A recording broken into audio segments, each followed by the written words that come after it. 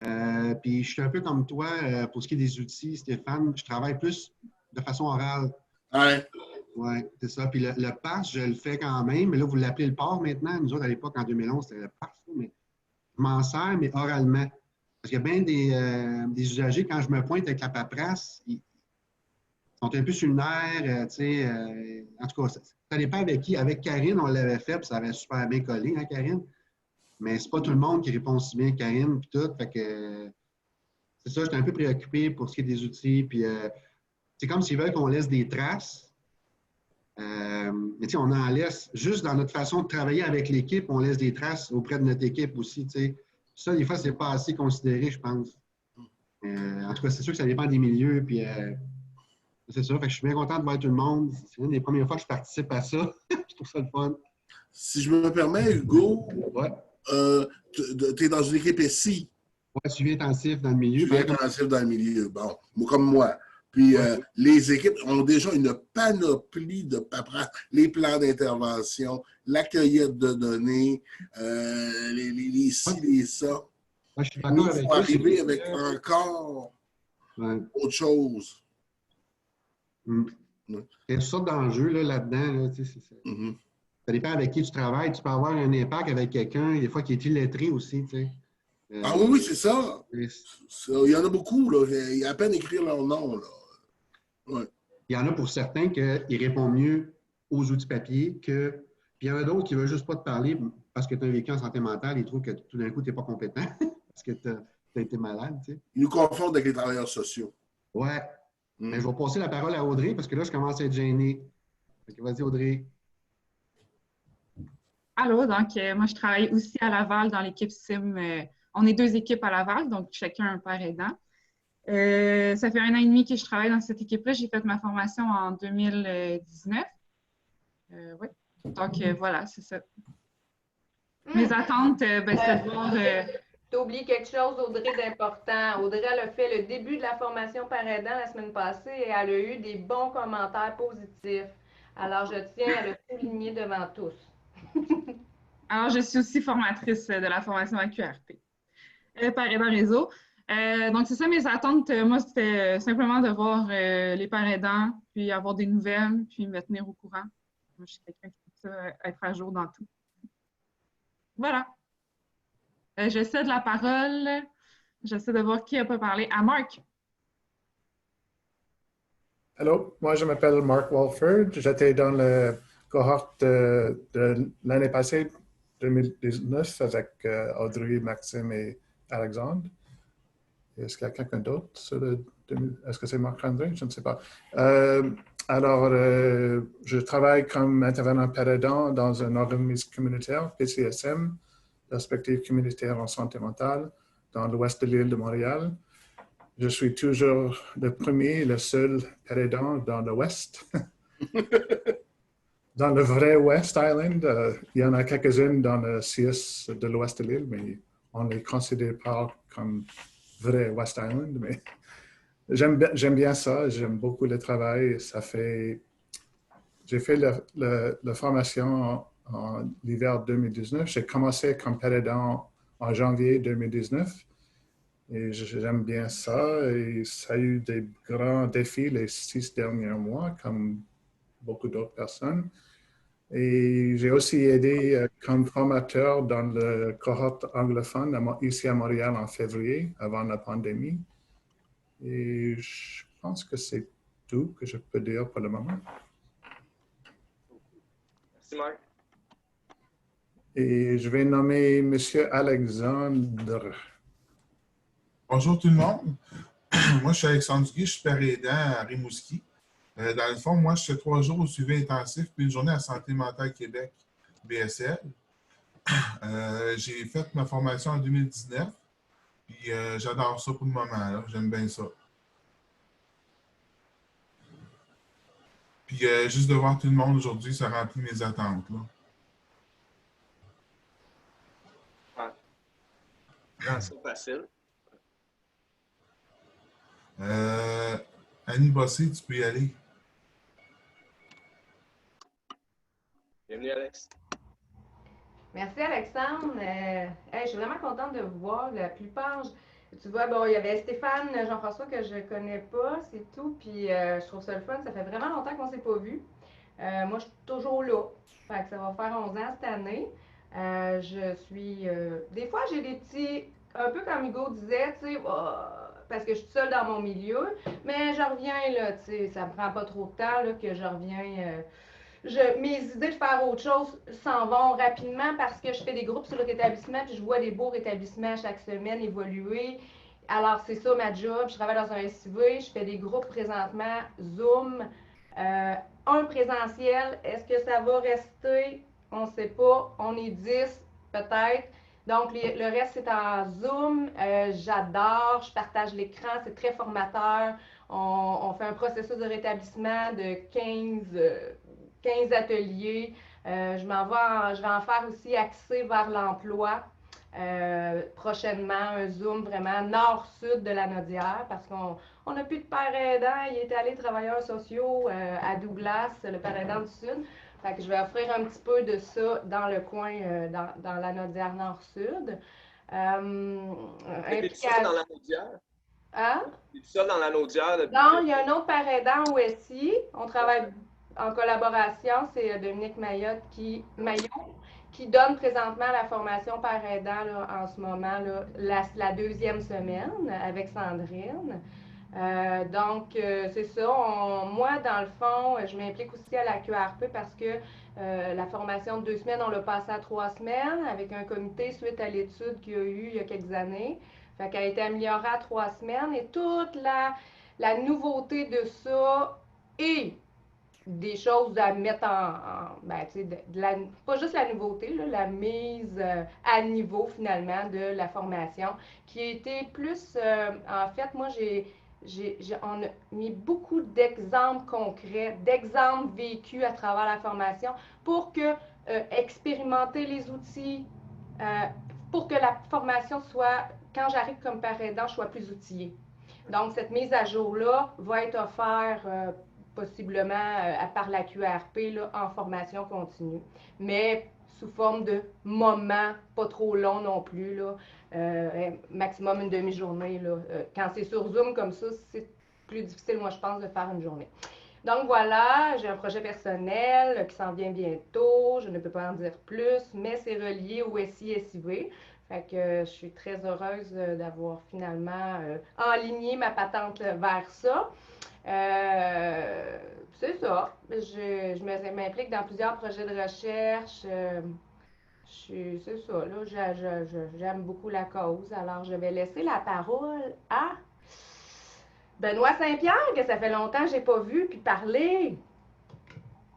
Là, je ne sais pas leur voix. Allô, tu me verras pas plus aujourd'hui, ça a l'air, j'ai pas de caméra. Mais... Salut, amis. Je suis content de voir tout le monde. Je connais quelques-uns, même la plupart. Bienvenue à tout le monde. Moi, je suis père aidant. On est venu au monde en même temps, moi et Annie, en fait, en 2009. Ça fait quand même un bout. Ça fait à peu près, c'est ça, là, à peu près comme Annie, là. On a été dans les chanceux qui n'ont pas beaucoup arrêté là, depuis 2009. Puis je pense que là, présentement, je viens d'avoir 50 ans. Je suis un petit peu dans ma crise de 50 ans. J'ai le goût de partir en van life, là, puis me partir, en tout cas, être YouTuber, je sais pas. Non, j'exagère. Non, je suis très content d'être à l'hôpital Notre-Dame, au CIUS. On est rendu, ça fait, je suis dans ma 3e année, mon retour, parce que je l'avais déjà été. Puis on est rendu à 5 pères aidants actifs, qui est quand même assez intéressant. Là. 3 en CLSC, dont 1 en CIM. Puis on est 2 à l'hôpital Notre-Dame là, qui couvrent tout ce qu'on veut, dans le fond. On nous laisse l'opportunité d'aller à l'urgence, dans les cliniques externes et même dans les grands refuges, dans le communautaire, aller visiter, puis aller, en tout cas, aider les gens.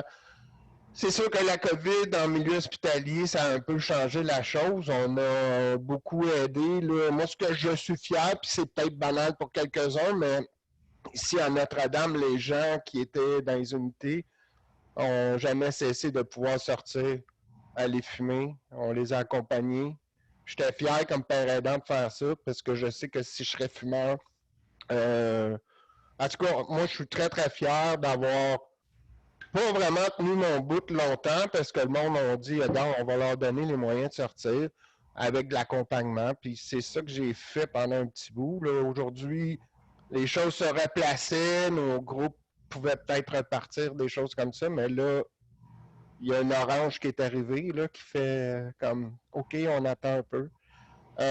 J'ai aussi la chance de rencontrer les résidents. Je suis chanceux là, depuis quelque temps, tous les résidents de l'Université de Montréal, et je les rencontre depuis une couple d'années, puis je pense que je vois l'évolution du rétablissement puis des pères aidants. Avant, il y a une couple d'années, quand on faisait cet exercice-là d'aller rencontrer les résidents de première année, deuxième année, la plupart n'avaient pas beaucoup de notions sur les rétablissements. Aujourd'hui, on sent qu'ils en ont un petit peu plus. Ça peut encourager les gens, là, des fois, là, il y a quand même une évolution. On est aussi, il y a des exercices qui essaient de faire nous inclure dans leur formation. Il n'y a rien de parfait, là, mais il y a des essais. Je trouve ça intéressant. Puis ben là, aujourd'hui, je vous écoute, mais je travaille aussi parce qu'on a eu, je suis chanceux, on a eu une fondation qui nous aide, puis j'ai comme 25 000 à placer pour mon café des pères, là, pour décorer puis m'acheter. Fait que il faut que je finisse ça avant 11 heures, mais je vous écoute. D'ailleurs, vous me retardez, essayez d'être moins intéressant. Non, mais je suis content d'être là. Ça se peut des fois, si vous m'interpellez, que je ne sois pas là parce que je travaille en même temps, puis j'ai dit à mon boss que je pouvais répondre, puis j'étais là quand même. Là. Puis je suis bien heureux d'être là.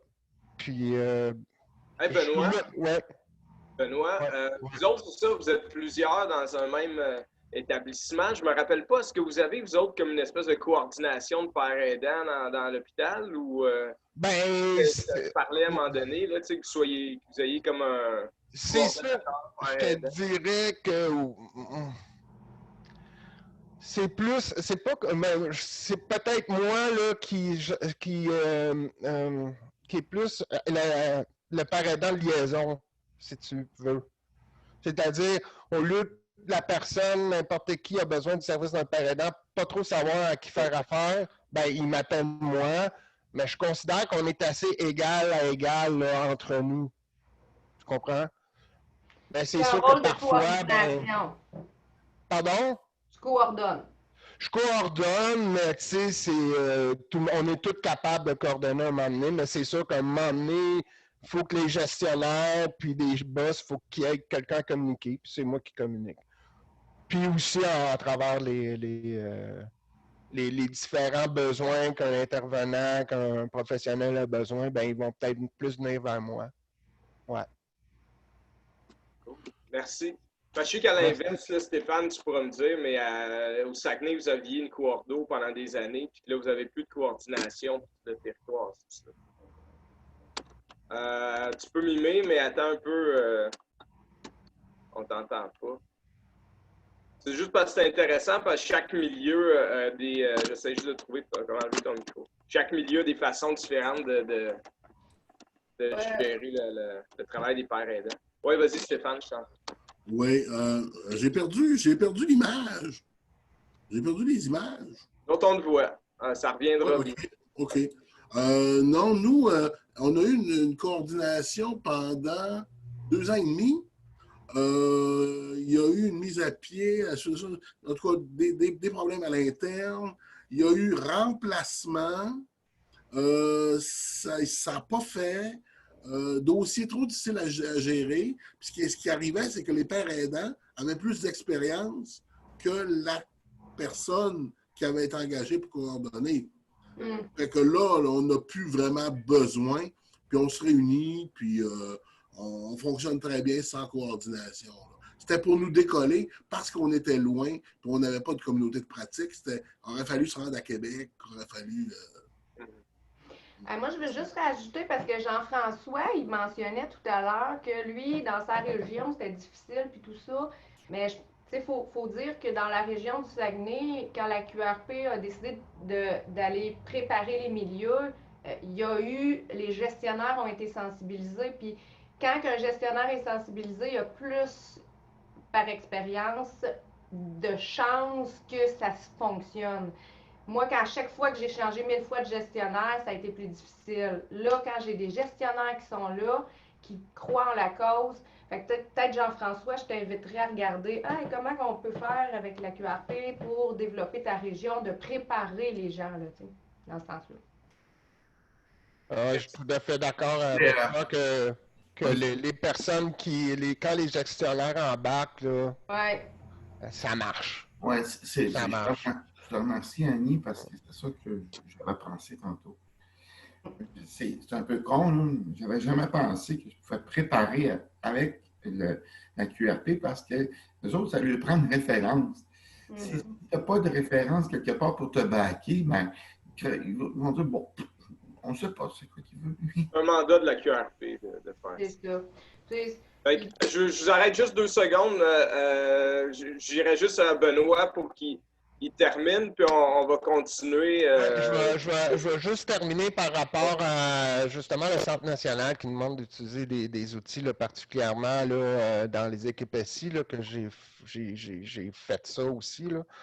Ouais, effectivement, on avait invité cordialement justement les gens un moment donné à Montréal lors d'une communauté de pratique, les gens, et on a essayé de leur dire ce que vous disiez tantôt, là, que c'est difficile, là, les groupes, là, les outils pour certains, puis pour la plupart des gens qu'on voit, mais on dirait qu'il y avait qui n'entendaient pas ce qu'on disait, là. Pour eux, c'était non, outils. On leur disait oui, mais non, c'est outils. Puis je pense qu'il va falloir à un moment donné qu'ils comprennent que oui, des outils, mais très simplifiés. Moi, je pense que le filet de sécurité est un bon outil, intelligent, court, simple à faire en SI. Je sais qu'il y en a beaucoup qui ne font que ça. Et c'est suffisant et ça amène des choses intéressantes aussi dans le rétablissement de la personne. J'appuie, simplement. Ouais, je vais donner la parole à l'honorable Véronique Bizier. Mais je ne t'écouterai pas, je vais aller me chercher un café à la cafétéria. Là. La café n'est pas loin, par exemple. OK. Bonjour tout le monde. J'aime ça être honorable, mais pas être écouté par celui qui me présente. C'est correct. Bon, alors, moi, je suis super contente d'avoir cette invitation-là parce que ça fait longtemps, effectivement, là, que ça me manque là, de voir les gens, de pouvoir vous entendre. J'ai été dernièrement, en fait, c'est ça que moi, pour commencer du début, dans le fond, j'ai fait ma formation en 2011. Par la suite, j'ai travaillé à Pêche pendant 4 ans et demi, qui est un organisme communautaire là, à Québec. J'ai fait des groupes aussi sur le rétablissement qui s'appelait Conquérant de ma vie. J'ai adoré ça, c'était tellement riche. Fait que c'est ça, on les a mis sur pied, puis on faisait un tandem d'animation avec une personne aussi qui avait un vécu expérientiel. Fait que c'était magique. Je trouve ça juste dommage que maintenant que je suis plus là, ben là, c'est plus important, c'est que ces ateliers-là sont plus donnés. Mais en tout cas, si j'ai la chance à un moment donné d'en redonner, c'est sûr que je vais sauter sur l'occasion. Présentement, je suis en chômage, mais j'ai appliqué sur... il y a beaucoup de postes qui s'ouvrent à Québec au niveau des parents aidants. Fait que là, c'est juste qu'on est en l'attente, là. Présentement, c'est ça, ça a été long avant qu'on nous rappelle pour savoir si on était pris pour faire le test écrit. Là, on a fait le test écrit, mais c'est pas encore corrigé. Fait que là, on se dit que c'est compliqué, on est juste 6. Fait que j'ai l'impression qu'il y a une question de COVID, là, puis de ressources humaines là, qui courent un peu partout dans l'histoire. Fait que, mais j'aimerais beaucoup ça. Ben, ce serait pour travailler dans le réseau, soit dans les CSC ou au niveau du SIV ou SI, là, au niveau de l'Institut. Fait que je me croise vraiment les doigts. J'aimerais beaucoup ça. Retourner finalement dans le monde de l'intervention parce que finalement, j'ai auparavant été dans 2 postes de coordination. Un poste à l'APUR, qui est une association là, de défense des intérêts en santé mentale. Puis après ça, j'ai été coordonnatrice clinique là, dans 2 organismes communautaires. Donc, je travaillais avec des intervenantes qui faisaient du SIV, justement. Donc, tous les outils que vous parlez, là, je les connais sur le bout de mes doigts avec l'homologation, tout ça. Puis effectivement, c'était pas évident. de pousser pour que ça se fasse le mieux possible, le plus agréablement possible, puis en respectant la personne hein, dans son rythme. C'était surtout ça, hein, c'était comme une pression de dire, OK, il faut remplir les outils dans tant de temps. Puis là, ben là, finalement, là, la personne est plus ou moins dans ce rythme-là. Fait que moi, ce que j'entendais beaucoup, c'était l'intervenant du bon, regarde, je la connais, là, c'est correct, là, je vais la remplir à sa place, là, tu sais. Fait que moi, mon rôle, c'était beaucoup ça, c'était de dire l'important, même si la personne, elle ne l'écrit pas, c'est d'avoir la conversation. Hein. C'est comme c'était soulevé tout à l'heure avec une personne qui est, mettons, illettrée, ça ne s'empêche pas du tout d'avoir une conversation sur ça, là, puis avec d'autres mots, puis on va arriver à nos objectifs, c'est de simplifier. Mais effectivement, il y a beaucoup, beaucoup d'outils. Fait que de savoir qu'est-ce qui serait le plus pertinent pour les parents aidants à utiliser, je pense que ça serait très aidant. Sinon, moi, ce que j'ai trouvé finalement, mon expérience de coordination, ce que ça me dit, c'est finalement, ma place, c'est comme père aidante. Où est-ce que je me sens le mieux? C'est d'être avec mes pères. C'est de pouvoir les entendre dans leur vécu, pouvoir faire écho, les faire avancer tranquillement en ce qui voient les signes de rétablissement tranquillement. Puis ça, écoute, ça me fait vibrer quand j'en parle. Fait que je me dis que c'est ça à quoi je vais revenir. Fait que voilà mon parcours. Sinon, ben, ce que je fais aussi pour faire un petit peu avancer la cause du rétablissement, ben, j'ai fondé, comme Marc en a fait partie également, là, les porte-voix du rétablissement, qui est l'équivalent de la PUR, là, mais au niveau provincial, avec nos amis Luc et Nathalie. Fait que c'est ça. Fait que ça suit son cours. Puis sinon, ben, je fais partie d'un comité d'éthique sur la recherche là, à l'Institut. Puis ben, ce que j'essaie toujours d'amener, c'est le regard. Hein, le regard de la personne face à la recherche, face au consentement aussi. Souvent, les formulaires de consentement sont extrêmement longs, extrêmement complexes. Fait que moi, c'est mon rôle d'aider les gens à comprendre que non, là, OK, ça, c'est des points à regarder. Là, puis, je suis bien fière de faire ça. Ça fait une dizaine d'années aussi. Fait que voilà. Puis, ben, je connais bien la QRP là, pour y avoir été au Comité national santé mentale travail, sur le partenaire aussi, à des colloques, faire des conférences. Fait que je suis bien contente que le partenaire recommence, puis qu'il y ait aussi notre journal à nous. Là, ça va être bien intéressant avec une plateforme. Là, fait que ça s'annonce. Je trouve qu'il y a comme on le sent, là. Pendant des années, je trouvais que j'entendais plus la QRP et les parents aidants. Je trouvais ça triste. Puis je me sentais pas soutenue, même si je savais que je pouvais appeler. J'ai appelé quelques fois. Mais là, je sens que, OK, il y a un vent de renouveau, puis ça me fait super plaisir. Fait que je suis contente d'être là. Puis, dans le fond, ce que je voulais, ben, c'était de voir les gens. Puis, c'était beaucoup mon accent sur les outils aussi. Fait que voilà. Merci beaucoup. Merci, Véronique. Il faut que tu désignes quelqu'un. Là, encore là, aujourd'hui, on ne sera peut-être pas présenter plein d'outils, mais la prochaine rencontre, ça sera ça. Puis entre-temps, j'essaierai de vous trouver tout ce que je peux puis de vous en envoyer. Là. Donc, c'est une première, puis on va s'ajuster, mais l'important, c'est que vous compreniez qu'on est là, on revient en soutien plus fort. Là. On a débloqué de l'argent pour être plus là. Ben, c'est super précieux. Merci beaucoup. Fait que je vais faire le relais à mon collègue que j'aime beaucoup puis qui nous a présenté avec beaucoup de pertinence le père à l'époque quand j'ai fait ma formation. C'est un beau mentor, je trouve, dans la région de Québec. C'est que Gilles Bégin.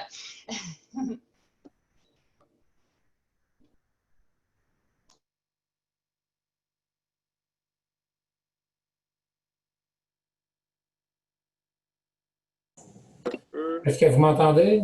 Oui. Bon. Moi, je suis père aidant à Québec depuis 2008. Je suis un vieux père aidant. Ça fait déjà un petit bout de temps. Je travaille pour l'Institut universitaire en santé mentale de Québec. Effectivement, Véronique, là, sont en processus d'embauche pour engager les nouveaux pères aidants. Je te souhaite bonne chance, en tout cas, dans le processus, Véronique, vraiment. Moi, bon, je travaille sur une équipe SI, puis on a comme développé un résumé du programme PAIR qui tient sur 3 pages, puis qui est utilisable dans le cadre d'une équipe SI. Je ne sais pas si je peux vous transmettre le résumé qu'on a fait, mais c'est très court puis facile à utiliser dans le cadre d'une équipe SI. Donc, je pourrais peut-être l'ajouter justement dans le coffre d'outils. Tantôt, il y a Stéphane qui se posait la question. C'est vrai que le père, dans sa version initiale, c'est bien trop long. Là, à un moment donné, dans nos interventions, c'est important aussi d'utiliser notre savoir expérientiel. Puis bon, parce que nous, comme parents, on est des outils vraiment comme, comment je pourrais dire, précieux pour le rétablissement des gens. Là, moi, je suis déjà, bon, en pré-retraite, je suis un vieux père aidant, je suis à 4 jours par semaine, puis je vais tomber à 2 jours par semaine en décembre prochain, déjà. Le temps passe très vite. Je vous fais grâce de mon parcours, je ne voudrais pas prendre trop de temps, mais j'ai beaucoup aimé mon travail de père aidant, j'aime encore ça. Quand j'ai été transféré sur l'équipe SI, ça n'a pas été par choix, c'est parce que la clinique externe pour laquelle je travaillais a été fermée par le gouvernement de Couillard. Bon, passons. Mais bon, et j'ai appris à aimer mon travail sur une équipe SI. C'est certain que dans une équipe comme ça, c'est important de garder notre spécificité d'intervention parce qu'on travaille dans une équipe multi. Et c'est facile comme comment je peux dire, de fusionner avec les rôles communs, avec les autres intervenants. Ça fait que c'est important de garder notre spécificité de savoir expérientiel. Ça fait une différence pour les gens, j'en suis sûr. Donc, mes attentes pour aujourd'hui, moi, c'est surtout d'avoir la mise à jour là, de la formation de père aidant réseau, quel contenu qui est ajouté à ça, ça m'intéresse beaucoup. Moi, j'ai le projet éventuellement de donner de la formation pour le Recovery College, mais bon, c'est un projet. Là, en temps de COVID, actuellement, tout est comme en stand-by là-dessus, mais bon, ils ont mon CV, en tout cas, je vais garder contact avec eux, je vais voir qu'est-ce que ça va donner. Ça me ferait un bon sideline de retrait. Fait que voilà, ça fait le tour. Je donne la parole.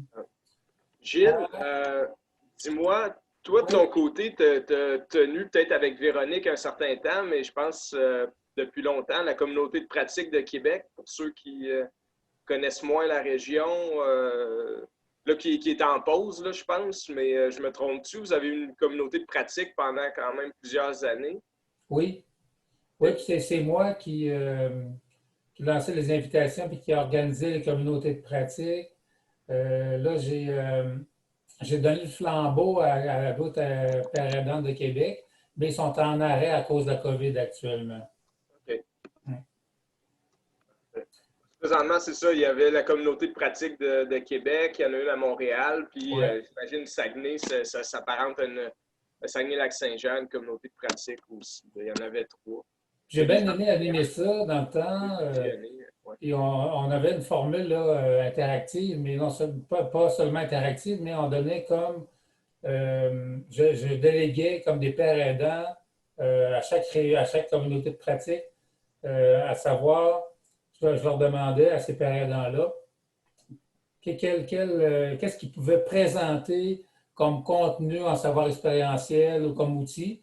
Puis de cette façon-là, on se donnait le relais d'une communauté de pratique à l'autre. C'était un père aidant qui faisait une présentation d'une demi-heure environ pour laisser la place à l'échange des bons coups, des difficultés que les pères aidants vivaient chacun dans leur milieu de travail. Et ça fonctionnait bien. Parfait. Ben, on en reparlera éventuellement de ceux qui ont été dans des communautés de pratique, parce que les rencontres nationales comme ça pourraient se mettre à ressembler à ça. Vous m'excuserez, j'ai fait le choix qu'on prenne le temps de se présenter ce matin, mais plus longuement. J'espère que ça ne vous ennuie pas trop. Au-delà du contenu, qu'on tisse des liens tranquillement, là, comme une communauté de pratique. Ben oui. Merci, Gilles. C'est à toi de désigner quelqu'un. Oui. Je vais donner la parole à Esther Thibault. Bienvenue, Esther. Bonjour, merci. Alors, moi, je suis père aidante à la clinique des jeunes adultes psychotiques du CHUM. Donc, c'est une clinique PEP qu'on appelle. Ça fait 3 ans et demi que je travaille pour eux. Je suis formée par aidante par la QRP de la cohorte 2018. Pour moi, présentement, c'est plus difficile dans le sens que je me sens un peu affectée ou surmenée par tout l'effet de la pandémie puis le fait que ça a eu sur la clinique. C'est sûr que le CHUM, c'est le nouvel hôpital là, ultramoderne de Montréal qui regroupe l'ancien Notre-Dame, Hôtel-Dieu, puis Saint-Luc. Notre hôpital a été réquisitionné pour traiter les patients de la COVID. Donc, dans le creux de la pandémie, tous nos patients ont été transférés à l'Institut universitaire en santé mentale de Montréal.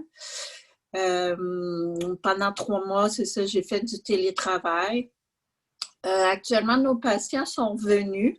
Moi, je travaille sur une unité d'hospitalisation et aussi en clinique externe, mais on n'a plus de groupe du tout en présentiel. C'est que des groupes sur Zoom. On a commencé graduellement à reprendre des groupes sur Zoom pour les patients à l'externe. Les patients, il y en a beaucoup, c'est ça, qui ont été confinés dans leur chambre là, pendant 2 semaines, puis tout ça, plus de droit de sortie. On a une terrasse, mais ils n'ont pas le droit de fumer sur la terrasse. Donc, puis c'est ça, là, on travaille avec des masques, des lunettes de protection, tout ça. Donc, le roulement aussi de personnel est considérable. Autant au niveau des équipes des intervenants pivots. On a eu beaucoup de départs de travailleurs sociaux. Le personnel aussi infirmier à l'interne a complètement changé. Donc, c'est vraiment pas facile là, s'il n'y a plus rien qui était comme avant. Par ailleurs aussi, nos contrats, au début, j'ai été engagée sur un contrat de 3 ans, puis là, c'est des contrats de 3 mois. Donc, on est beaucoup, dans l'incertitude, puis tout ça.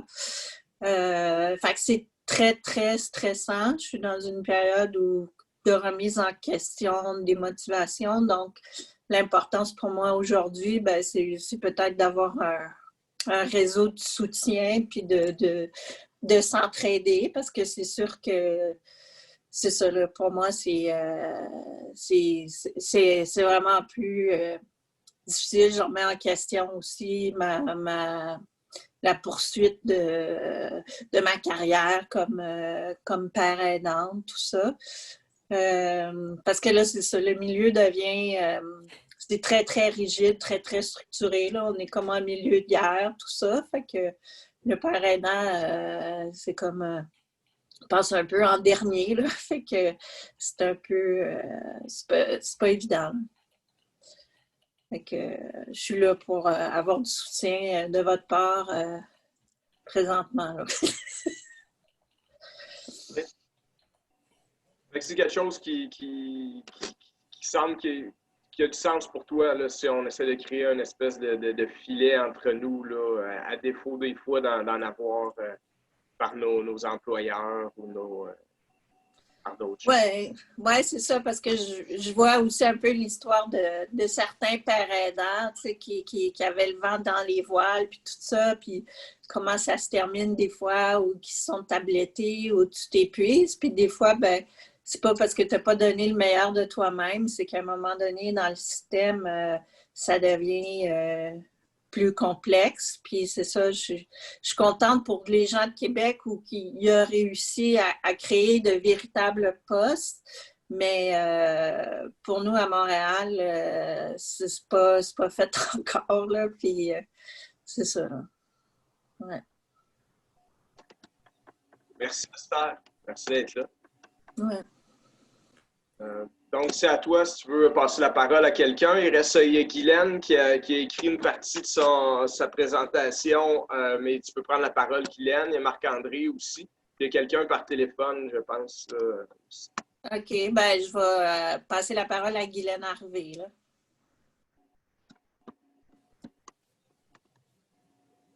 C'est bon, Guylaine, tu peux parler. Merci.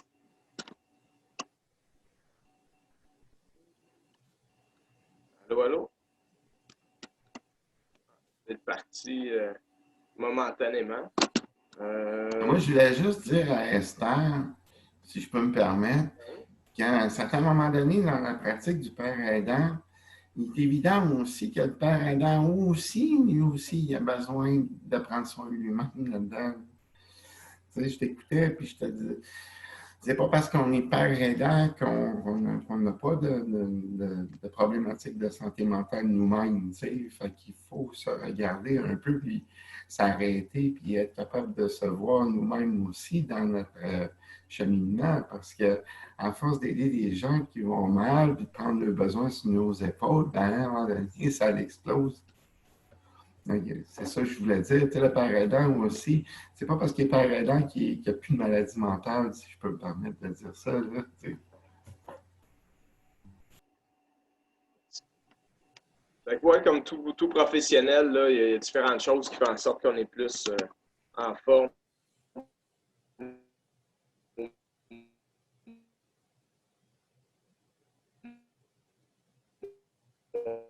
Moins en forme. Je vais lire le mot de Guylaine de présentation, je pense. Imaginez-vous, là, Guylaine ne probablement pas ma voix. Bonjour, je suis formé depuis 2008, 2 ans. Suite à un déficit budgétaire, mon poste a été aboli. En ce moment, je travaille. Ça coupe. On t'entend plus. De l'Est de l'île de Montréal, 2019. L'équipe dont le gestionnaire, ça va? Ouais. Donc, le gestionnaire et la chef d'équipe sont en cohésion avec tous les intervenants impliqués. C'est chanceux. Nous travaillons avec une psychiatre qui travaille tout comme nous dans la communauté. Je dois dire que mes attentes sont d'obtenir des outils concrets pour le suivi intensif avec différents exemples de cas. Aussi, j'ai participé en tant que patiente partenaire pendant 5 ans. J'ai donné des conférences, témoignages dans le milieu universitaire, 1er, 2e cycle. Donc, ben, bienvenue, Guylaine, pour ça. Excellent. Puis, est-ce que tu veux écrire à qui tu passes? C'est soit Marc-André ou la personne par téléphone. Marc-André aussi avait écrit sa présentation. Es-tu bon pour prendre la parole, Marc-André?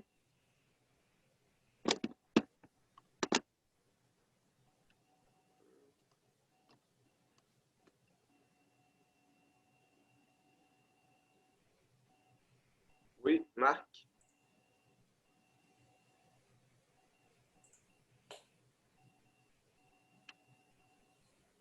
Dis qu'il n'y a pas de micro. OK. Bon, ben, je vais lire aussi Marc-André. Je ne prendrai pas une autre voix, vous m'excuserez mon talent d'acteur. Il dit que je suis père aidant au CIM, Pointe-Claire. Excuse-moi, pas Pointe-Claire, Pointe-de-l'Île, au CIUS de l'Est de l'île de Montréal aussi depuis 1 an. Mes attentes sont tout simplement de m'améliorer comme père aidant. Merci Marc-André. Et il reste une personne par téléphone. Je ne sais pas si la personne veut s'identifier ou activer ton micro. Après ça, on prendra une pause. C'est comme ça a pris plus de temps, puis on continuera avec le compte.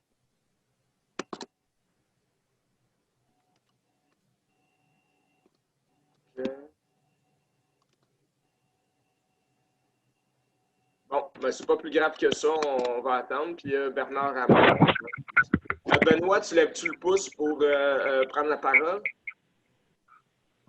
Moi, je suis tout le temps celui-là qui lève le pouce pour la pause, là, le monde qui me connaisse. Je suis comme un running gag. Parfait. Donc, il y a Bernard Ramon qui vient d'arriver. On s'est tous présentés. Bernard, Bernard, toi, t'es père aidant à Montréal. Tu peux dire un petit bonjour. On s'en va à la pause après. Ouais. Je vais ouvrir ton micro. Ouais. Un peu. Comme ça, 1, 2, 3. Oui. Enchanté. Je suis un père aidant en perdition présentement, mais j'essaie toujours de m'aider et d'aider le prochain. Fait que toujours dans la gang. Content d'être parmi vous. Je suis en train d'installer des projets avec les nouvelles j'essaie d'apporter des nouvelles solutions, mettons. Bienvenue. Merci. Ça vous va, une petite pause là, de 10-15 minutes. À 10h25, on serait revenu, puis on y va avec le contenu. On est déjà une heure en retard, mais tout va être correct. Vous allez avoir une belle journée quand même. C'est quoi, tu veux dire, le contenu? Il y a des choses aujourd'hui. On va parler, dans le fond, du nouveau programme de Père aidant réseau. Toutes les améliorations qui ont été apportées. Voir un peu, vous pouvez dire votre opinion là-dessus. Là, on est à l'écoute. Après ça, parler un peu de toutes les façons qu'on pourrait faire pour plus tisser du lien comme on fait là aujourd'hui, que ce soit le journal, l'association. Au retour du dîner, il y aurait une conférence sur les groupes d'entendeurs de voix avec Serge Tracy. Vous pouvez poser des questions, ceux qui s'intéressent. Puis j'ai pris en note tout ce qui a rapport à vos questions sur les outils. Il y a une partie qui allait parler des outils puis des définitions de tâches. On va peut-être devoir faire une autre rencontre. De toute façon, c'est lourd, une journée complète. Ouais. En tout cas, pour moi, c'est un peu trop lourd. Là. Vous pourrez profiter du soleil qui reste là, du début d'automne. Puis on fera une autre rencontre à ce moment-là. Fait qu'à 25, on se revoit, tout le monde. Vous pouvez évidemment jaser là, entre vous autres. Merci Stéphane pour le masque. OK. Très gentil, oui. Ceux qui veulent jaser, vous pouvez enlever vos micros si vous voulez. Oui. Allô? Allô? Allô, Kylian, ça fonctionne. Hey, merci. C'était très long de ma part parce que j'avais tout en anglais. Je ne suis pas très bilingue. Ah, donc, mais j'ai réussi. C'est ça qui est important. Yeah. Bonjour à tout le monde. Allô, Guylaine. Salut, Guylaine. Allô, ça va? Eh oui. Hey, c'est bon. Tous les autres sont partis pas en vacances, mais ils sont partis en pause. Oui. Non, ils ont leur micro fermé. Aussi. Ah! Ben, puis ils sont en pause, là. Ouais. Mais moi, je suis habituée, quand je fais mes groupes, on est maximum 10, puis je fais pas fermer les micros, à moins que les gens aient des reverb dedans. Ouais.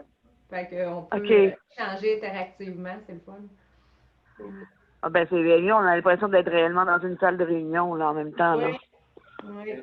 Ah ben, je suis bien contente d'être là ce matin parce que c'est le fun, parce que ça nous permet de voir un peu plus les gens de l'extérieur, parce que souvent, on est comme confinés, hein. Pas parce qu'on veut, là, mais je veux dire, on n'a pas tous accès à travailler avec 2 pères aidants, là, tu sais. Mais nous autres, on est quand même 3 dans notre région, dans notre CE, c'est bon. Avec qui tu travailles? René Marc?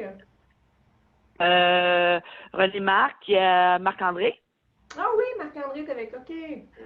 On est 3 dans le CIUS de l'Est de Montréal. Puis il y a... Comment? Ouais. Avec votre gestionnaire, oui! écoute. Ben oui, Patricia, puis notre chef d'équipe est tellement géniale, Sabrina Parisien. Donc, ces deux personnes-là, honnêtement, ils croient vraiment là, au père aidant. Mon intégration a été vraiment fluide. Ça a fait du bien. Ça a comme extompé un peu l'autre expérience que j'avais eue dans le passé. Mais quand même, tu sais, je veux dire, c'était gratifiant depuis le début. Là, en quelque part, c'est très évolutif. Fait que c'est le fun. J'ai une jeune équipe. Tu sais, les autres, ils ont eu plusieurs expériences avec différents intervenants père aidant. Fait que ça... On dirait que moi, j'ai arrivé là où je devais arriver, c'est-à-dire au bon timing, dans le sens que là, je suis réellement dans une équipe qui était prête, qui était outillée aussi face aux pères aidants. Je présente mes outils, ils embarquent avec moi, tu sais, je me sens respectée aussi là-dedans. Fait que c'est le fun, tu sais, parce que c'est pas toujours facile, on le sait, mais quand on est rendu avec une équipe vraiment qui veut travailler de l'avant avec nous, ça fait du bien, Ouais. C'est ça. Moi, ça commence à être facile, puis ça fait 11 ans. Ça commence. Ah oui? Ouais. Hey, c'est tough, hein? Ben, j'ai passé à travers. Fait que là, jusque-là, ça va. Mais j'en vivrai là. Je veux plus revivre ça dans ma vie, ça c'est clair. Je vais avec l'ouverture maintenant. S'il y a de la résistance, je n'y vais pas. Ça, c'est ma nouvelle philosophie. Ouais. Oui, parce qu'on dirait qu'à un moment donné, on connaît nos limites, puis on dit, bon, déjà vu, tu sais, on choisit nos batailles parce qu'à un moment donné, c'est notre santé qui Tu sais, veut pas, on reste quand même humain, là, tu sais. Fait que ça nous trotte plus dans la tête, ça fait que c'est long, on dirait, à comme se nettoyer de ça, là. Fait que oui, c'est le fun de faire des choix comme ça. Je pense que c'est plus logique aussi. Fait que c'est, bon, moi, c'est encourageant pour toi. Ah oui, oui, oui. Puis là, j'ai une gestionnaire qui croit 100 000 à l'heure. Et ça fait toute la différence. Les premiers 4 ans, c'était difficile, mais au moins, j'avais un gestionnaire qui croyait vraiment beaucoup en moi. Ça, c'est pour ça que j'ai traversé ça facilement. Quand j'étais à Montréal, ils ont changé à tous les 2-3 mois. Fait que j'avais pas personne, j'étais laissée à moi-même. Puis là, quand je suis revenue dans la Naudière depuis 3 ans, ça fait 1 an que j'ai changé de gestionnaire, puis ça va mieux, tu sais. Fait que, OK. ouais, ça a vraiment un impact, la gestion, avec tout comment ça descend dans l'équipe, là, en tout cas, moi, c'est mon expérience, là. Quand il y a un gestionnaire qui y croit, c'est 100 fois plus facile. Ben oui, parce que le reste découle par en bas, hein, on le sait. Ouais. Si on en a une qui est un peu coercitive ou un peu sur le gun, là, excuse-moi, j'ai déjà dit ça de gestionnaire, ouais. Je m'en dis, vous êtes sur le gun, vous. Elle était ben trop, tu sais, je veux dire, il y a des gens qui ils rentrent plus que dans ta bulle, là, ça devient comme maladif. Mais c'est le fun quand t'as quelqu'un, t'as un groupe en arrière qui te supporte, qui dit, hey, ouais, let's go, puis qui te donne le temps, la latitude aussi de t'intégrer. Moi, tu vois, ça m'a pris 9 mois vraiment à m'intégrer comme tel dans l'équipe. Mm-hmm. Puis là, comme elle dit c'est vraiment normal, tu sais. Fait que puis ils ont appris de leur expérience antérieure qui a pas été toujours comme souhaité, mais n'empêche que ce qui est le fun, c'est qu'ils ont évolué là-dedans puis ils ont été en mesure de se regarder froidement puis de dire, regarde, c'est ça qui s'est passé, il faut trouver une autre façon d'aller de l'avant pour que ce soit un succès, justement, l'intégration des parents aidants. Fait que ça, tu vois, pour moi, là, j'espère pas changer de gestionnaire. Non, c'est super, celle que t'as. Ben oui, tu travailles avec elle sur différents comités, c'est ça? Ben, c'est le comité pour améliorer la formation par aidant était dessus. Fait qu'on était ensemble dans les réunions, on en a fait plusieurs, là. Fait qu'on a appris plus à se connaître là. Puis, en fait, elle, ça croit au parents aidants, puis c'est une travailleuse sociale dans l'âme, là. Donc, avant d'être gestionnaire. Fait que c'est sûr que ça vient... elle a ses intérêts-là, là. Mais ça paraît aussi parce que... Oui, allez. Juste me permettre quelque chose. Moi, ce que j'ai peur dans mon milieu, parce que je ne travaille pas comme parent aidant, mais je peux quand même observer les gens qui sont alentours, là, des connaissances, ou même parce que aussi je reste dans un HLM qui a été arrangé avec un organisme en santé mentale. Donc, j'ai un intervenant moi-même aussi. Puis moi, ce que j'ai plus peur, c'est ceux qui se cachent, c'est ceux qui ne disent pas, c'est ceux qui refoulent toute cette espèce de souffrance-là en dedans d'eux autres. C'est ça, moi, que c'est ça que je constate, c'est que les gens, il y en a qui ont de l'aide, mais il y en a d'autres, là. Je ne sais pas, ça me fait peur. L'accès au service, oui. Mais ça, c'est notre système. Moi, je reviens, là. Allô, Gilles? Ça va? Mais là, tu ne me vois pas le visage, c'est de valeur, parce que tu me reconnaîtrais. Oui, toi, Glenn. Tu me reconnais-tu, même si je ne suis pas là? J'avoue que j'ai la difficulté à mettre un visage sur ton nom.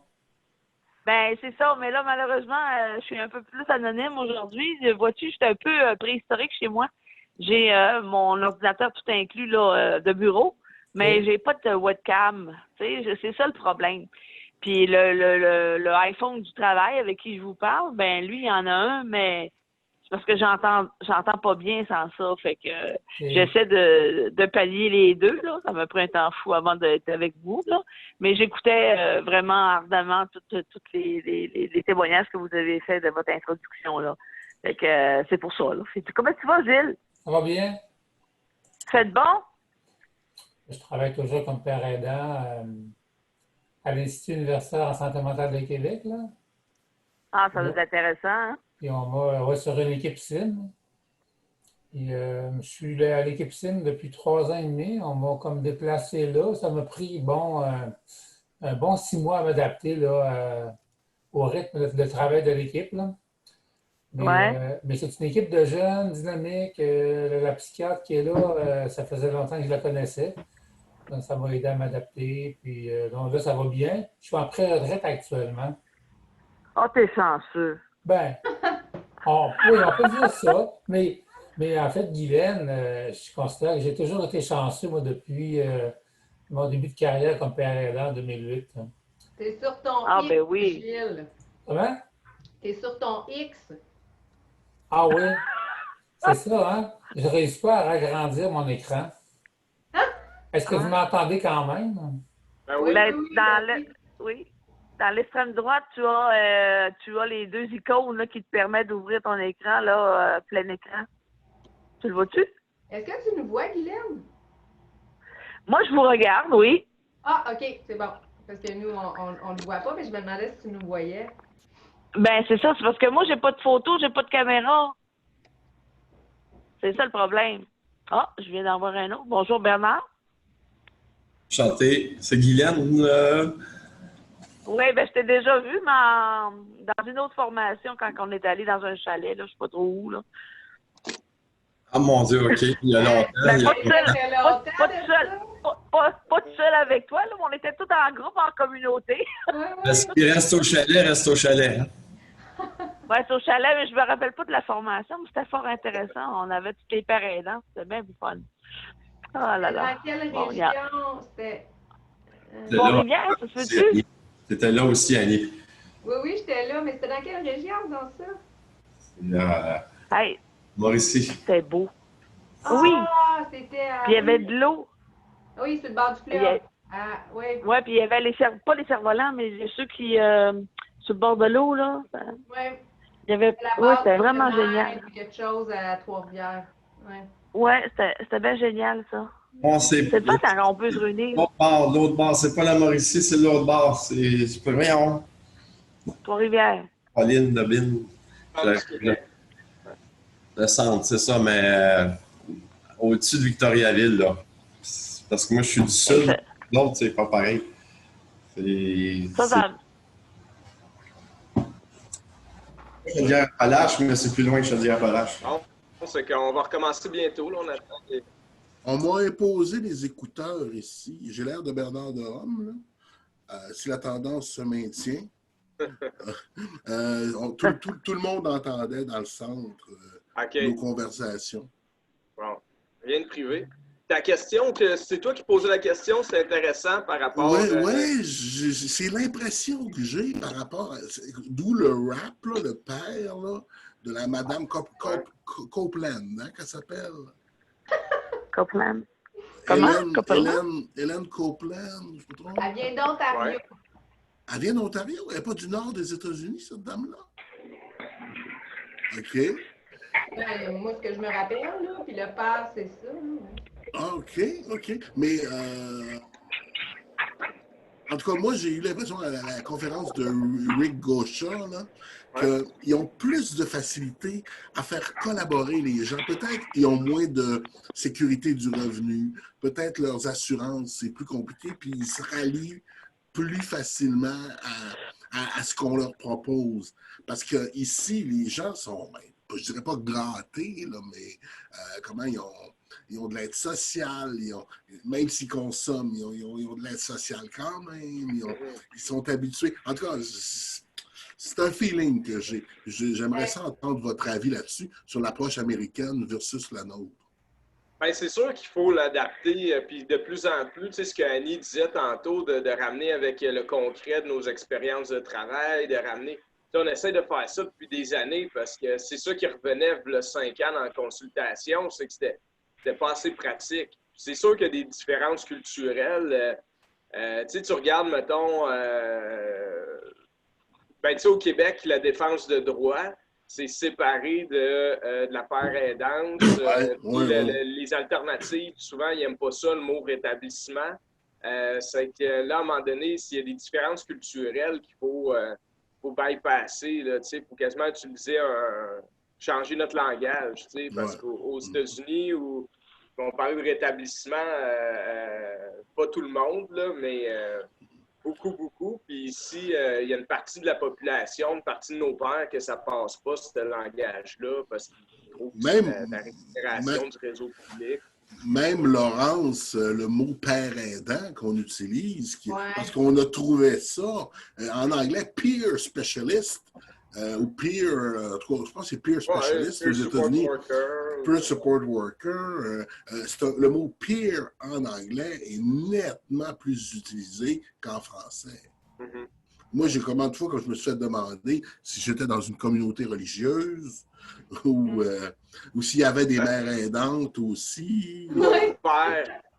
Ouais. Exact. Faut que tu définisses que c'est peut-être pas l'idéal, le mot père aidant.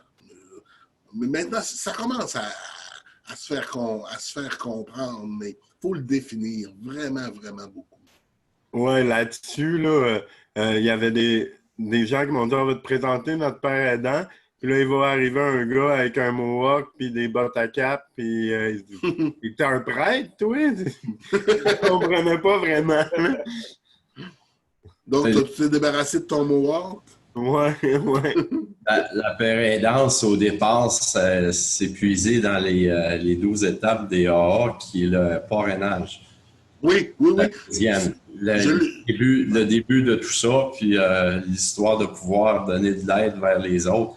Moi, tout ce que j'ai su, c'était du Massachusetts, puis c'est devenu de toute cette science-là des AA là, qui a primé avant Internet, là, où est-ce que tout le monde faisait des meetings pour essayer de se sortir.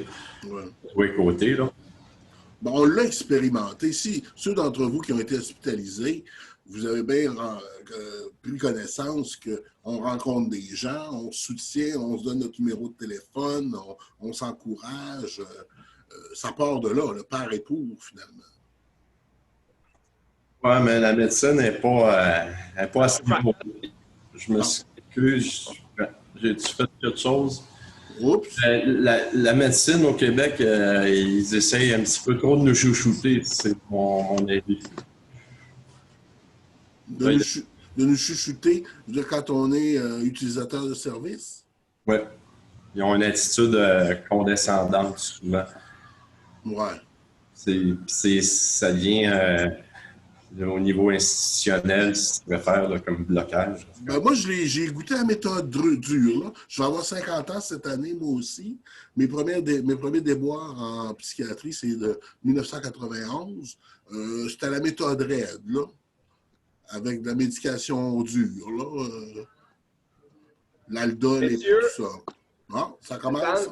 Oui. Ben oui, si tout le monde a l'air d'être revenu, c'est que, quoi que c'est des discussions super intéressantes, là, c'est juste passer un petit peu de contenu. Là, il est 10h30.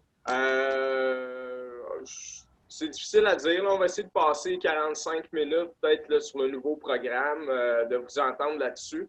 Je ne sais pas dans cette fonction-là si je vais voir si vous écrivez des messages. C'est que vous ouvrirez votre micro puis vous donnerez vos commentaires le cas échéant. Je pense que ça apparaît, mais je ne peux pas être Non, ça à 100% apparaît pas. certain.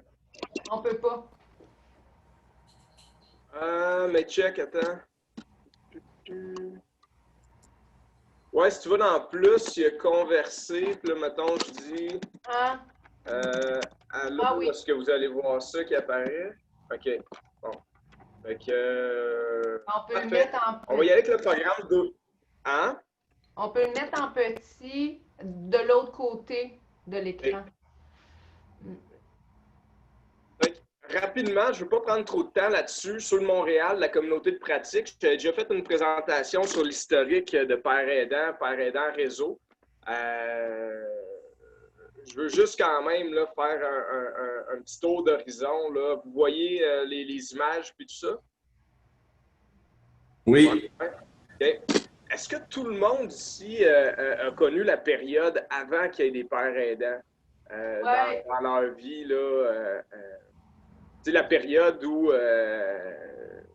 finalement il y avait Luc Vigneault à la télé une fois de temps en temps, ou dans des conférences, il y avait des groupes communautaires où est-ce que tu faisais des fois des groupes d'entraide où il y avait justement les AANA, etc. C'est quoi, vous autres, votre expérience de la période avant? Ouais, tu tombes sur un sujet long, là. Oui, je sais, je suis conscient. Mais vous vous en rappelez là, de cette période-là? Moi, en tout cas, je suis jeune, là, j'ai 39, là, mais j'ai un bon souvenir que pour moi, il y avait une grosse différence. Il y avait les services dans le réseau public, puis c'était... il y avait des super bonnes personnes qui travaillaient là, mais tu sais, c'était un peu un coup de dé, là, tu sais, c'était est-ce que je suis chanceux de tomber sur certaines personnes qui vont m'écouter, qui vont m'expliquer les choses, puis qui vont me donner des choix, ou, mettons, côté médication, côté liberté, moi, j'ai pas toujours été chanceux, là, tu sais, il n'y avait pas de père aidant, là. Ben, moi, j'avais pas d'amis personnellement, je qui me trouve pas que ça a énormément changé, là. Tu sais, oui, il y a des pères la aidants, différence que je voulais dire, c'est qu'il y a... Ouais. Mais c'est qu'il y a des gens comme nous qui sont là. Oui, c'est la différence. Tu sais, moi, je me rappelle, à une certaine place, il n'y avait pas un père aidant, mais il y avait un intervenant qui avait un véhicule comme nous autres. Puis il y a un autre intervenant qui me dit « Hey, lui, ce gars-là, check-le, il a déjà été là. » Il m'a dit ça un peu comme en secret. Puis, à partir de ce moment-là, je regardais l'intervenant, que je savais qu'il y avait un véhicule, je le voyais différemment. Je l'écoutais plus, je me sentais plus en sécurité parce que je savais qu'il était déjà passé là. Mais il n'y avait pas d'allié père aidant comme tel là, à ce moment-là. Non, effectivement pas. Je voulais juste dire, moi j'ai été chanceux pour ma part, Laurence, parce que je suis tombé sur une intervenante qui est venue me voir à l'hôpital. J'étais à l'hôpital, puis j'étais vraiment pas bien. C'était dans mes débuts, vers 1999 à peu près. Nous autres, au Québec, ben, les gens ont entendu parler de ce qui se passait au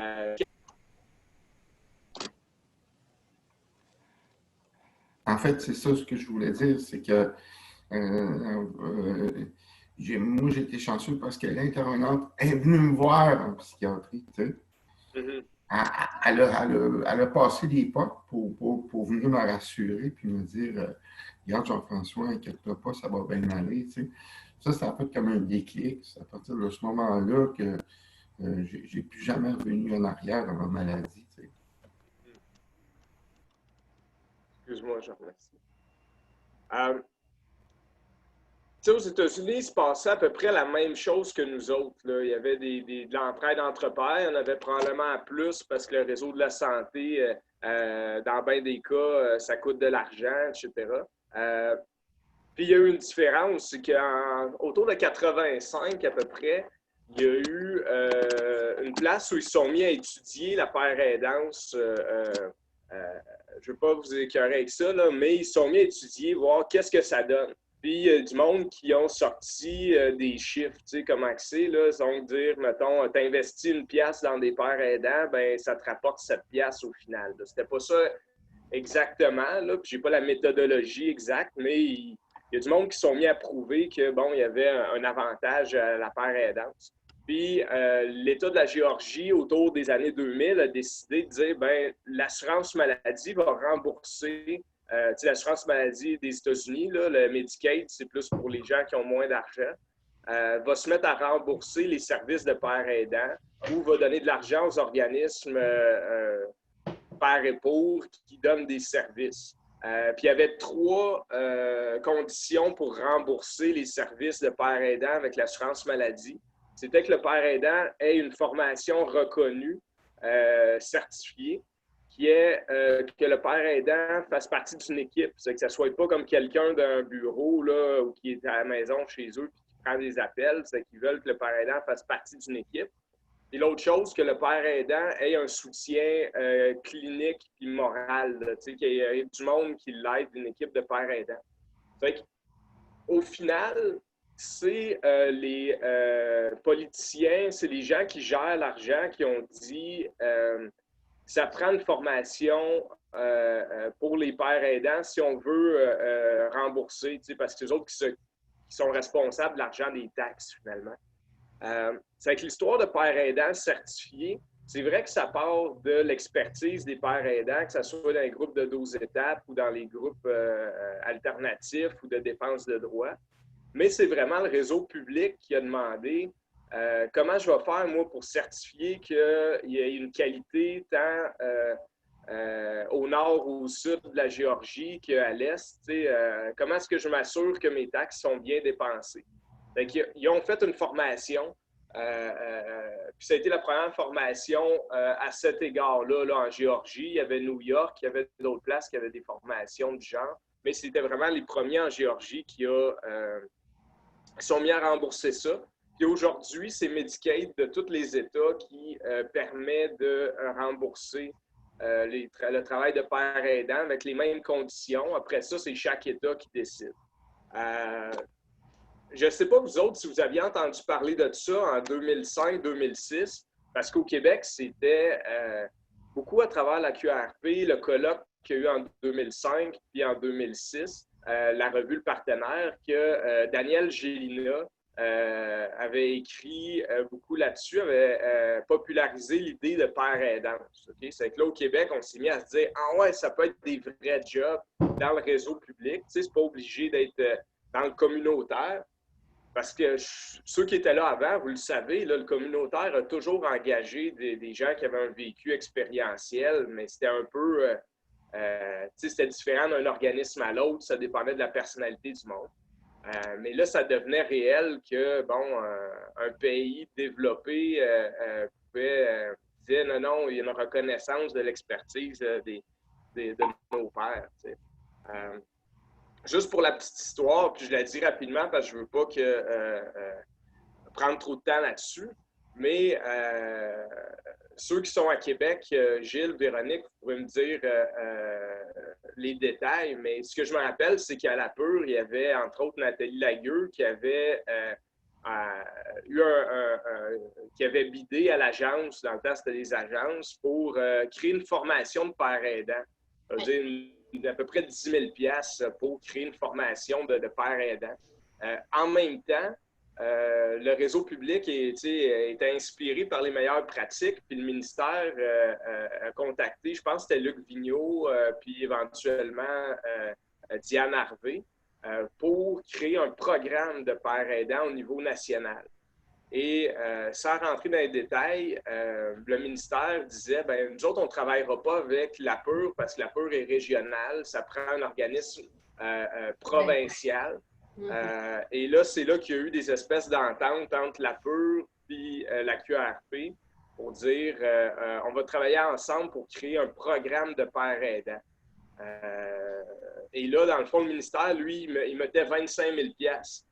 Imaginez, là, je sais pas ce que. Je sais qu'on a tout le monde qui a connu peut-être la pauvreté, là, mais développer un programme, puis l'étendre, puis convaincre tous les médecins, puis toutes les psychiatries du Québec avec 25 000 $, c'était pas beaucoup d'argent là, pour développer la père aidance.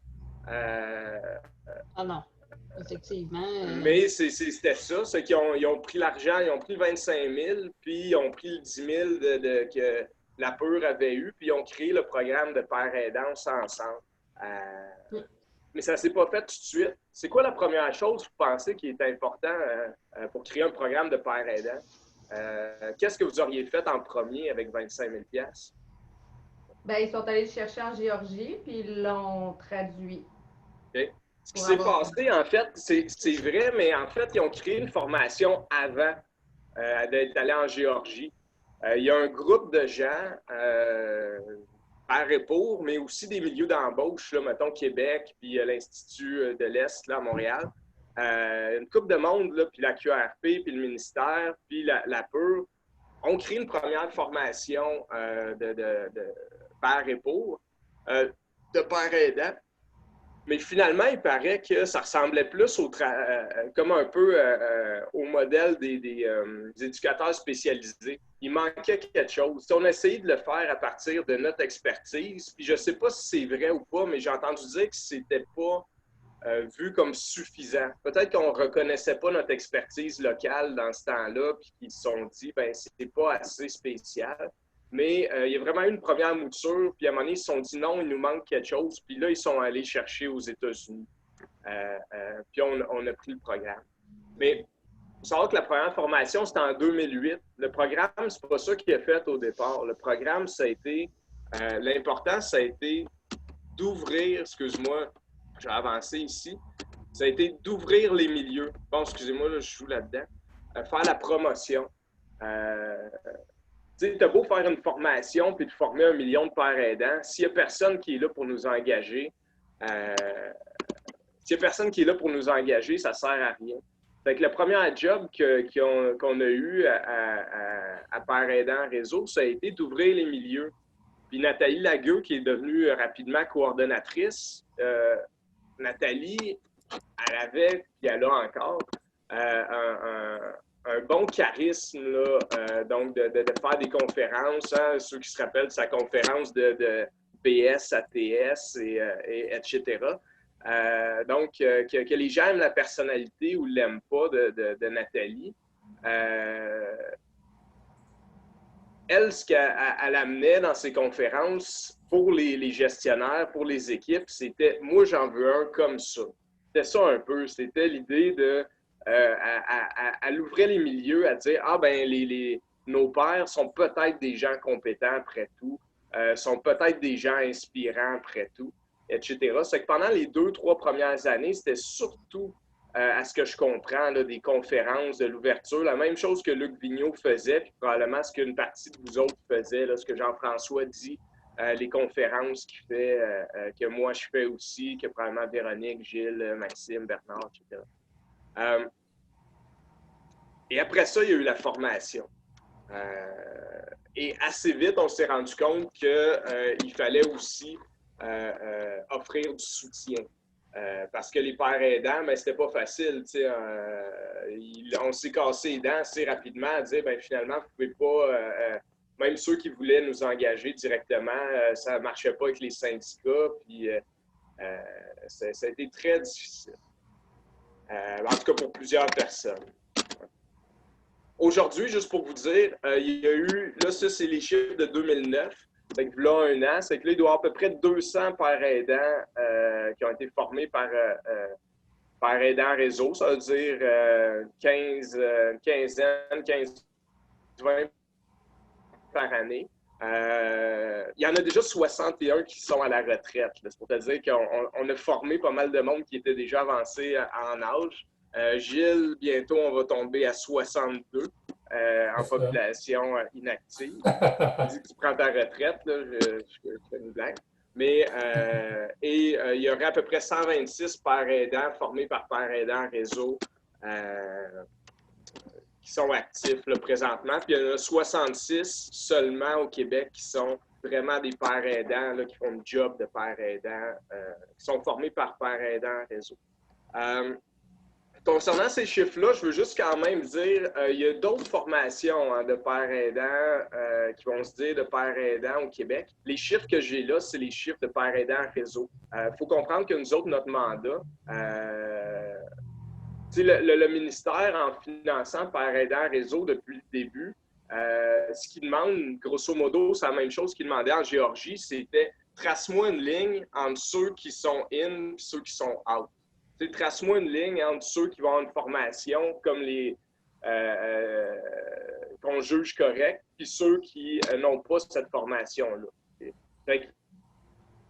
C'est plate à dire, aussi bien j'aimerais dire, non, tous ceux qui font du meeting, mettons, de 12 étapes, puis tous ceux qui font X, c'est des pères aidants. C'est pas ça le mandat de Pères aidants réseau. Pères aidants réseau a le mandat de créer une formation, puis ceux qui vont certifier vont être vus par Pères aidants réseau comme vous, comme étant, dans le fond, remplissant les critères là, pour être remboursé par le réseau public. En même temps, au Québec, les milieux d'embauche ont quand même la latitude d'engager des gens qui n'ont pas de formation ou qui ont d'autres formations. Chaque milieu peut faire ça. Je veux juste que ça soit clair que je n'ai pas les chiffres sur tous les pères aidants en emploi, j'ai les chiffres sur pères aidants réseau. Okay. Laurence? Oui. J'avais un point, je me suis remémoré un petit peu l'historique finalement. Oui. Tout ça partait aussi finalement du plan d'action du ministère de la Santé et des Services sociaux. Là, je ne l'ai pas nommé, oui. C'est ça, c'était super important parce qu'en fait, en 2005-2010, dans le plan d'action, un des objectifs principaux, c'était de faire en sorte que dans les équipes de suivi d'intensité variable ou de suivi intensif, dans toute la province, qu'il y ait intégration de 30 de parents aidants. Donc là, ça faisait en sorte, OK, mais ces parents aidants-là, on va les trouver où? Donc, il va falloir faire une formation, d'où l'émergence qu'elle soit allée en Géorgie et tout ça, et le programme qui est venu par la suite. Mais c'était vraiment cet objectif-là. Puis finalement, ben, je ne veux pas faire d'applaudissements là-dessus, mais les argents sont jamais autant venus pour faire en sorte que ça se développe puis que ça puisse être réalisé véritablement, concrètement. Là, on n'est pas à 30 dans les équipes, puis c'était l'objectif là, de 2005. Là. C'est reconduit dans l'autre plan d'action par la suite, mais je pense que ça aussi, c'est un enjeu important là, qu'il faut militer. Absolument. Puis, dans le fond, le plan d'action, c'est intéressant parce que c'était une volonté politique. Là. Tu sais, c'était pas super fort, mais ça démontrait. C'était suite justement au colloque puis tout ça, parce que le plan d'action 2005 est sorti en retard, là, genre 2006 et demi. Tu vois, à la page qui est là, en 2019, il y a juste 19 équipes CIM qui ont des pères aidants sur 56 au Québec. C'est qu'ils sont juste à 34 %. Il y a juste 10 des 104 équipes CIV qui ont des pères aidants présentement. 4 des 16 équipes FAC. Fait que juste pour vous dire là, le gouvernement ne remplit pas encore ses... Mais le gouvernement ne s'implique pas non plus et ne désire pas s'impliquer dans tout ça pour l'instant. Donc, c'est un aspect qui est un enjeu sur le fait que les taux sont bas et que les pères aidants, c'est très difficile de s'intégrer là, présentement parce que c'est toute une question de budget ministériel et tout ça. Ce qui est là dans le plan d'action, mais ce qui n'est pas disponible. Fait que ben beau, le gestionnaire est super convaincu, donc il n'y a pas nécessairement les moyens actuellement. Fait qu'il ne faut pas le prendre personnel comme père aidant, c'est une question politique présentement qui se passe. Et ressources humaines. Ouais. Mais il y a un flou hein, dans les plans d'action. Mettons, ils disent qu'il faut qu'il y en ait dans 80 % mettons, des équipes SIM. Mais ça ouvre la porte à ce qu'il y ait des régions qui disent ben moi, je vais être dans le 20 % qu'il n'y en a pas. Même chose, j'ai parlé à la plupart des directeurs de santé mentale dans les derniers mois. Puis, tu sais, l'argent, vu qu'il n'y a pas d'obligation encore, l'argent n'est pas toujours là. Tu sais, il y a beaucoup. Stéphane, tu demandais si les gens avaient des subventions pour la père aidante dans les régions.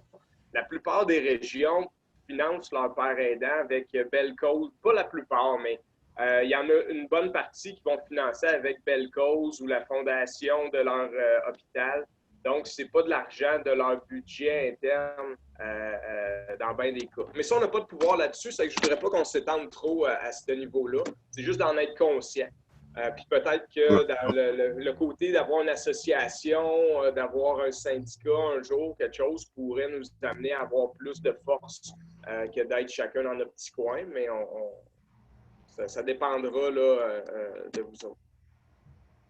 Des points importants, oui. Si tu permets, ce que je trouve particulier aussi, puis c'est de la faute de la personne, au début, on se rappellera, les C3S de l'époque envoyaient des enveloppes à la QRP pour une formation, exemple à Laval, dans la Naudière, sans dire si je veux que ce soit cette personne-là, c'est l'envoyer à la QRP, puis il y en avait plusieurs, la majorité, je pense, avait, exemple, la formation payée par leur C3S de leur secteur. Aujourd'hui, ben, avec le temps, c'est parti, puis on dirait que les formations sont moins accessibles. Hein? Oui. Puis parfois, ce que je remarque, c'est ceux-là qui ont les moyens de se rendre là, puis c'est correct, là, je n'ai rien contre ça, mais il y a aussi des personnes qui sont prêtes à y aller, mais qui n'ont pas les moyens de se rendre. Et ça, ben, c'est quelque chose qu'il faut faire attention. Parce que il y a des parcours expérientiels aussi importants qu'on pourrait peut-être mettre de côté à cause de ça. Là. Mais c'est pas évident. Là. Mais les modalités avec Emploi Québec ne sont pas encore discutées. C'est dans les airs. Mais Emploi Québec, au niveau de la formation des individus, ils ont des enveloppes budgétaires. Mais il n'y a rien qui a été négocié avec Emploi Québec provincial, là, tu sais. En fait, on était rendu là, puis on avait créé le contact, puis la COVID est arrivée. La COVID est arrivée, là, en fait. Ouais. Tu sais, un des points, là, on va présenter les différents éléments là, que le père aidant réseau fait. Là où je voudrais pas... il y a de la super bonne job qui est faite. Annie, tu as été coordonnatrice un bout, c'est que tu pourras, de père aidant réseau, tu pourras compléter si tu veux. Mais je voudrais pas tomber dans le discours un peu victime de genre on n'a pas assez d'argent parce que c'est vrai. Tu sais, présentement, Sandrine était tout seule. C'est comme comment tu peux développer ça puis tout faire en même temps à 35 heures semaine. Même quand Annie était là, je veux dire, il y a de la job pour 14 000 personnes. On va regarder dans le fond là, ce qu'on fait, ce qu'on peut faire. Puis ce sur quoi on devrait mettre des priorités, là, dépendamment où on est rendu. Mais Annie, puis ceux qui peuvent, si vous pouvez m'aider, j'ai pas toutes les réponses non plus. Moi, j'ai toujours regardé le programme de loin. Donc là, je suis là. Dans les choses que le programme fait puis a fait à travers les années, une des choses importantes, c'est le recrutement de pères aidants. Puis Benoît, on va y revenir tantôt parce que c'est sûr qu'il y a le côté accessibilité financière, géographique, dépendamment des horaires. Hein, comme moi, j'avais de la misère avec mes horaires, tout l'accès. Puis c'est vrai que c'est pas on se le cachera pas. Il y a du monde qui avait l'argent pour être père aidant, qui n'avait peut-être pas les compétences. Il y a du monde qui n'avait pas l'argent et qui avait peut-être les compétences. Puis, à travers les années, il n'y a peut-être pas eu une sélection. Il y a une sélection naturelle à cause de l'argent qui n'était pas toujours celle qui aurait peut-être pu être là, dans le monde idéal. Mais moi, je blâme pas personne. Là, hein. Tout le monde, puis on a des bons pères aidants, là, peu importe, argent par argent. Ouais. Mais moi, je serais pas là hein, si j'avais pas eu ce support-là en 2009. Ouais. Non, moi non plus. Une des choses qui est importante qu'on réalise avec les années, c'est le recrutement. Il y a beaucoup de régions, en fait, qui vont nous dire « Je veux des pères aidants, mais pas ceux-là que je connais. Je veux des pères aidants, mais je blague, là, mais moi, j'en ai pas sur mon territoire de ces gens-là. » Okay, vous seriez surpris, là, il y a beaucoup de régions qui savent pas qui pourrait devenir père aidant dans leur région. N'ont pas d'idée de qui est assez bon pour devenir comme ça. Travailler comme père aidant. C'est que le côté recrutement, vous autres, je ne sais pas comment vous avez été recrutés, mais il y a bien du monde qui, à travers leurs services, leurs organismes, qui ont entendu parler. Il y en a qui, c'est en écoutant des conférences là, de Nathalie, Luc, Véronique, etc., qui se sont dit « Moi aussi, je veux devenir père aidant ». À travers les médias sociaux, il y a du monde qui... on a entendu parler que le Facebook de père aidant réseau. Et même maintenant, des conseillers en orientation dans la démarche d'emploi qui vont dire « As-tu déjà pensé être père aidant? » Et de plus en plus, on s'est dit qu'il allait y avoir une campagne systématique à venir pour faire connaître cette job-là puis dire « Vous pouvez devenir. » Puis une des méthodes qu'on pense utiliser, c'est notamment les petites annonces dans tous les journaux, les journaux locaux, puis tout ça, parce que c'est pas vrai que tout le monde est lié à des services. Mais le côté recrutement est super intéressant parce que vous le disiez tantôt, c'est pas tout le monde qui sait c'est quoi un père aidant, c'est qu'il y a nos pères qui pourraient travailler, qui pourraient s'ajouter. Souvent, ils ne sont pas encore au courant. Tous ceux qui sont ici, là, c'est facile là, de penser ça, là, mais en Abitibi, il y en a 3 de formés. En Gaspésie, il y en a 0. Côte-Nord, Nord du Québec, il y en a 0. Et il y en a d'autres aussi, là, je disais ça de mémoire. L'Outaouais aussi, je sais pas ce qu'ils sont rendus, là, mais... Oui, il y en a deux présentement qui suivent leur formation Gatineau. Ah, cool! Super. Ouais. Donc, c'est ça, c'est que le recrutement, c'est présentement, juste que vous soyez au courant, on est en train de réfléchir à une campagne plus systématique pour que les gens soient informés que c'est une job, tu sais. C'est pour avoir une formation, mais quelqu'un vienne la faire, la formation. Oui, Bernard?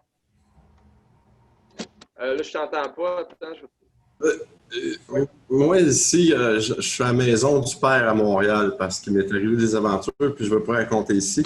Mais les intervenants que j'ai rencontrés dans les services de ressources pour hommes qui sont itinérants ou qui ont des malheurs comme moi, je vais dire que ça ressemble plus à un aspect d'immigration parce que c'est des gens, un Péruvien, un Ontarien, une Française. Oui, ils ont des connaissances en psychologie ou en quoi que ce soit, mais aucun ou très rarement un niveau de savoir au niveau de l'environnement social. Comme moi, je l'ai vécu que j'étais au Québec, puis j'arrive avec une histoire. Moi, je suis confronté à ça présentement, puis je fais comme ils connaissent même pas. Je leur parle de père aidance, puis c'est comme... Si on veut faire la promotion de la père aidance, il va falloir faire c'est fort, puis n'hésitez pas parce que ça vient de beaucoup d'échelons. Mais je comprends, Bernard, puis j'appuie ton point, puis même j'irais dans tous les milieux que j'ai faits, je me suis rendu compte.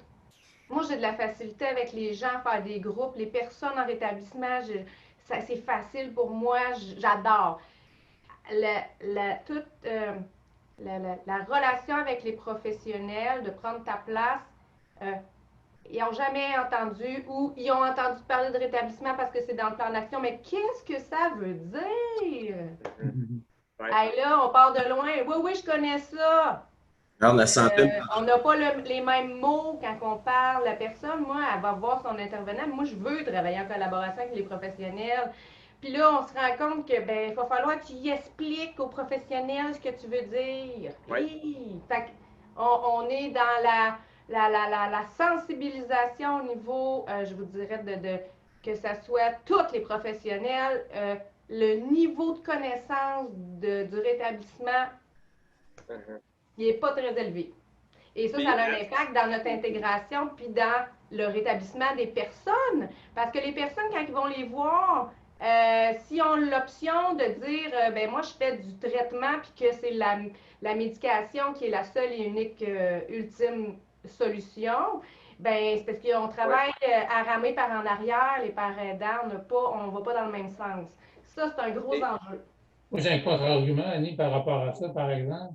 Vas-y. Je pense que tout dépendant des milieux de travail, c'est vrai que c'est pas partout dans tous les milieux de travail, mais oui, la médication, c'est une chose, c'est l'aspect traitement, mais je pense que la médication, dans mon cas, elle m'a aidé à me rétablir. Par contre, ça n'a pas tout fait la job. Il a fallu que moi, je me prenne en main, que je fasse des efforts, que je repasse à l'action. Et je pense que c'est deux approches complémentaires. L'aspect traitement et rétablissement. Je pense qu'il ne faut pas trop les opposer l'une à l'autre parce qu'on rentre dans un affrontement qui est comme,